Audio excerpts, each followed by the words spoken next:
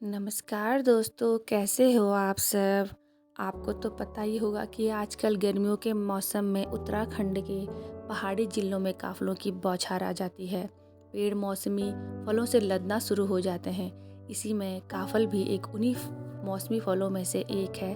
स्वाद और औषधीय गुणों से युक्त काफ़ल से जुड़ी हुई मैं आपको एक आज मार्मिक कहानी सुना रही हूँ। तो चलिए शुरू करते हैं। Let's go. कई साल पहले की बात है कि उत्तराखंड के एक गांव में महिला अपनी बेटी के साथ रहती थी। दोनों एक दूसरे का एकमात्र सहारा थी। माँ खेतों में काम कर किसी तरह का घर का खर्चा चलाती थी। ऐसे में गर्मियों के मौसम में जब पेड़ काफ़ल से लद जाते थे तो महिला काफ़लों को तोड़कर बाजार में बेचा करती थी।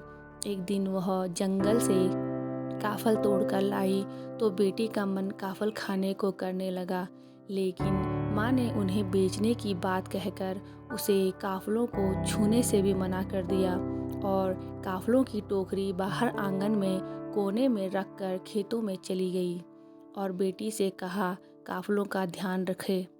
दिन में जब धूप ज़्यादा चढ़ने लगी तो काफ़ल धूप में सूख कर कम होने लगे, क्योंकि काफ़ल में पानी की मात्रा ज़्यादा होती है, जिससे वह धूप में सूख जाते हैं और ठंड में फिर से फूल जाते हैं।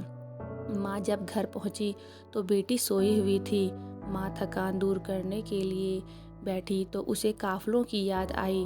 उसने आंगन में रखी काफ़लों की टोकरी देखी तो उसे काफ़ल कम लगे।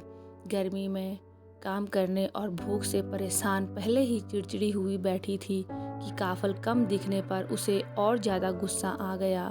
उसने बेटी को उठाया और गुस्से में पूछा कि काफ़ल कम कैसे हुए, तूने खाए ना? इस पर बेटी बोली, नहीं माँ, मैंने तो चखे भी नहीं। पर माँ ने उसकी एक नहीं सुनी। उसने बेटी की पिटाई शुरू कर दी। बेटी रोते रोते कहती गई कि मैंने नहीं खाए, मगर उसकी माँ ने एक नहीं सुनी।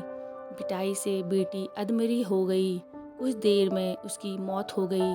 धीरे धीरे जब माँ का गुस्सा शांत हुआ तो उसे अपनी गलती का एहसास हुआ। उसने बेटी को गोद में उठाकर माफ़ी मांगनी चाही। उसे खूब सहलाया, सीने से लगाया, लेकिन बेटी के प्राण जा चुके थे। माँ तिलमिला उठी और उसे अपनी गलती का एहसास हुआ। पश्चाताप में उसने अपने ही प्राण ले लिए।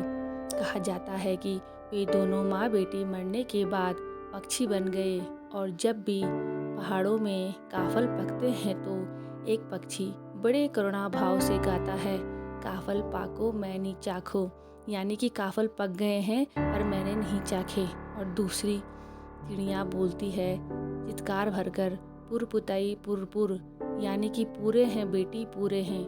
यही वजह है कि स्वादिष्ट फल काफ़ल से जुड़ी लोगों को भावुक कर देती है।